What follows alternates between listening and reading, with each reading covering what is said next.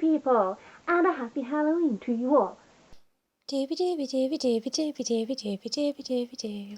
Dooby dooby dooby dooby dooby dooby dooby dooby Sophie Vlogs. It is the end of October, which means it's time for an October favourites video. I've been loving a lot of things these past 2 months, and I'm just gonna tell you about some of them. First up, I'm gonna go for books. A series that I've been working my way through these last 2 months is, I think it's collectively known as the Rivers of London series. I don't know if that's just the name of the first book, but it's by Ben Aronovich.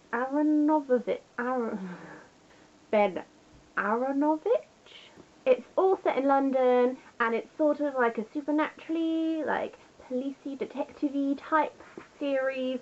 It's really, really super good. This is the 4th one, which is the one I have to read next.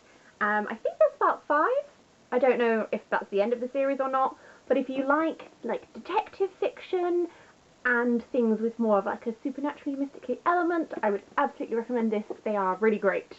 The other book I have to show you is potentially the most beautiful book I've ever seen with my little eyes. This is so gorgeous. It only recently came out, and I know that because I follow Macmillan on Twitter and they've been tweeting about it, and I've been so excited for it to be released that I just had to get it. I couldn't resist. It's 1,000 Nights by E.K. Johnston. Already you see how beautiful this is, but wait, there's more. Look at the side view. Look at these pretty pages, and then it gets even better if you remove the dust jacket. I think that's the name of it. Look how pretty this is. Can you handle this? Because I can't handle this. It's beautiful. I just can't. I've only got this today, and it's just so absolutely gorgeous. As the name would suggest, it's sort of inspired by Scheherazade and 1001 Nights. I'm not actually entirely too sure what it's about, other than the fact that it's a very similar setup. So I'm so excited to read this, but it's too beautiful to cope, to handle. It's too much for me. Next up, I have some Lush favourites. At the end of September, I went to the Lush in Bath, and the people who worked there were amazing and so helpful, and they really helped me sort out a skincare routine that will work with the fact that I do have slightly sensitive skin. And one of the things they recommended that I've absolutely been loving is the Celestial Facial Moisturiser. It's a really nice light moisturiser anyway, but it smells like vanilla, which means that when you use it, your face smells like vanilla ice cream, and I just want to, like, you know that episode of The Simpsons where Homer gets, like, turned into, like, a donut and then he starts, like, eating himself? That's what this makes me feel like. It makes me feel like I'm an ice cream, and then I just want to eat ice cream even though I am an ice cream. So that's great. Also fabulous is the Rosy Cheeks Fresh Face Mask. I'm kind of in love with all of the rose-scented stuff that Lush does. I just really like the particular type of rose that they use to make them. I think they're just gorgeous. But this is just the most relaxing face mask. So if you're ever thinking of treating yourself to a bit of a face mask, I would absolutely recommend this one. It is fantastic. Another favourite of this month has been this dress. I was slightly ill at the beginning of this month, and in my slightly hopped up on cold medicine haze, one night I decided to go on eBay, and I woke up the next day and discovered that I'd bought things. And this is one of those things. This is a Topshop dress. I got it for £15, which I was so proud about, but it is currently available in Topshop stores. I think it's about £45, I think. It is super gorgeous. It goes down to about, like, knee length, like just below the knee, and it has like these little lacy panels, and I can't really be bothered to show them to you properly right now, but they look super cute. And it's just got the most gorgeous print. I really want to start getting back into prints again. I used to wear a lot of them, and I haven't really been wearing them recently.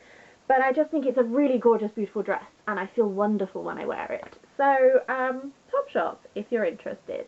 On the subject of clothes, there is another clothing item which I've been particularly loving these last 2 months, and that is these pajama bottoms. They have the little supernatural, you know, ain't no demons gonna possess me when I'm wearing these thing on them. And they are ridiculously comfortable. They're potentially like the most comfortable item of clothing that I own. They are so comfy. And they're from Hot Topic, which we don't have in the UK, which I now think is an absolute travesty. So I banded together with some people and we did like a half price shipping order thing. They are just absolutely fantastically comfortable and I'm not going to get possessed by demons. So like 2 birds, 1 stone. Also from Hot Topic is this ridiculously cute bag. I don't know what I'm going to put in this bag because it's a little bit small. But look at it. It's the TARDIS. But wait, it's not just the TARDIS on the outside. It's the TARDIS on the inside. Look! It's too cute. Like, realistically, what am I going to fit in here? I don't like travelling places without at least having a book on me. I don't know what I'm going to use it for, but it's too cute. My final, like, clothing-y type item is this amazing hat, which I have worn in some videos on this channel before. My friend Leo knitted this for me. So shout out to Leo, you're awesome. And I'm still not over how cool this is. I'm a Hufflepuff and I am ridiculously proud of being a Hufflepuff for like no good reason, because everyone's like, oh, Hufflepuff, what a stupid house, apart from Hufflepuffs who are like, yes, Hufflepuff pride. I am one of those people. I am overly emotionally invested in the Hogwarts housing system. And I love it. And it's got like this massive pom-pom on it, which is super cool. And it's like my house colours, and it says Hufflepuff on it, and it was made for me. It's been weeks, and I'm not over it. This next item is something that I bought for work, although it doesn't look work-related in any way, shape or form. According to my co-worker, I need to inject some personality into my desk.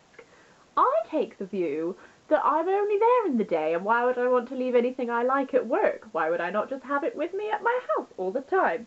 So I bought 2. One for work, one for home. So my co-worker said that I should put a picture on my desk. So I bought this amazing picture frame, which, look, I don't know how well this is showing to camera, but can you see all of the glitter? Look at it! Yes? You see why I needed 2. I don't know if this is a recent development or if New Look have always done this, but it's just not been stocked in the New Look closest to me. They have a whole bunch of homeware stuff in the Cabot Circus one now, and I got this from there. I also have a food favourite that I would like to talk about, and that is 9 Bars Raspberry Cocoa Kick. These things are incredible. They're called 9 Bars because I think they have like 9 different types of seeds in them. I've never really looked at seeds and been like, oh, I'd really like to eat you. They're not the most appetizing looking thing. These are incredible. Essentially, they're seed bars, but they're sort of held together by a mix of like dark chocolate and raspberry, and they're just really super good for you, but actually delicious. And they're also gluten, wheat, egg and yeast free, and they have like a really nice like dark chocolate all along the top, and they are just so delicious. So having gone from a point of being like, oh, seeds, these are brilliant and I love them to pieces. Also shout out to guacamole because I am attempting to eat my body weight in it at the moment. Very into that right now. I've been listening to a lot of music these last 2 months. 2 particular favourites have been the new Oh Wonder album, which is not that new at this point, but back in September it was, and it's so good. If you're into just like really chill music, it's just brilliant. I'll put a link to one of my favourite songs in the description below. Give that a listen, and then if you like it, maybe buy the album. There is also one playlist that I would like to mention, which is an 8-track playlist, which is called Next Time I'll Be Ready, and it's made by username Logan Eccles. It's inspired by the TV show Selfie, which I love so much, and I'm so sad because it got cancelled. If you don't think that's a massive travesty, the main 2 people in it are Karen Gillan and John Cho, and they sort of have like the potential for romance in it, but they cancelled it before we could see what would happen. And Karen Gillan sings an amazing cover of Chandelier by Sia in it, and it's brilliant. And the whole show is great, and this playlist is also very good, and like gives me all of the feelings about the show, and makes me all sad that the show got cancelled again, and I'm so sad. Bring back Selfie, guys. We can do it. We can do it. We didn't get Firefly, but god damn it, we can get Selfie. I always tell myself that these videos are going to be so quick, and then I go on forever. But finally, I have some YouTube favourites of the last 2 months. YouTube favourite number 1 is Oscar's Hotel. Of course it's Oscar's Hotel. How amazing has Oscar's Hotel been? It has finished now, but you can still go watch it if you haven't watched it already. And if you have watched it already, then you can just like leave a comment and be like, oh my god, Oscar's Hotel. And I'll be like, I know, right? How amazing was that? PJ is just ridiculously talented, and everything I watch from him I'm just like in awe of, and he has like the best brain, as does the rest of his creative team. I actually only very recently started watching PJ's videos, so it was actually quite a small gap between me starting watching his videos and Oscar's Hotel being announced as being a thing. So I'm still quite new to the world of PJ and all of the associated people who are involved in Oscar's Hotel. So some of the people who are involved in Oscar's Hotel, I haven't actually checked out their individual stuff yet, but I really want to, because it's just such an amazing thing, and it was just so good and so creative and original and just enjoyable, and I just think it was brilliant. So I really, really want to watch everyone else's stuff, because that was good. Another YouTuber who I've really been enjoying recently is Rowan Ellis. The first of her videos that I watched was about heteronormativity and about how it's harmful and how it can impact ideas of happiness that you build into your head as a queer person, which was super, super interesting. And then I sort of binge watched a whole bunch more of her stuff, and they're always super well informed and just really great. So I'm going to link to maybe a couple of her videos below, and I would absolutely recommend checking them out because they are absolutely fantastic. I'm going to end this month's favourites with 2 specific YouTube videos that you should check out. If you click here, you can go watch my friend Leah's short film called Lost, which she released back in September. And if you click here, you can go see Bride's cover of Tear in My Heart by 21 Pilots, which is gorgeous. I hope you've had a brilliant September and October, and I would love to hear the things that you've really been enjoying these last 2 months. And I will see you next week for more things.